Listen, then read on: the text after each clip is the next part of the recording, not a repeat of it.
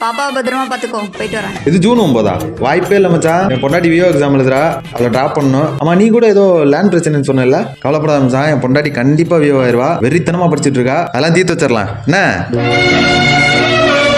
வச்சுறேன். அவ்வளோ கான்ஃபிடென்ட்டா? உன் கான்ஃபிடென்ட்காக ஒரு கொஸ்டின் கேட்குறியா? நான் சொல்லிடுவேன். கான்ஃபிடென்ட்டு? உன் புருஷன் பேர் என்ன? 4 ஆப்ஷன் சொல்லு.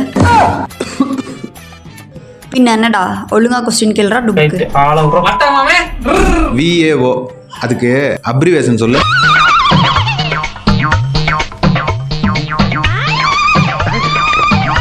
அந்த கொஸ்டின் மட்டும் படிக்கல, நான் போயிட்டு வரேன்.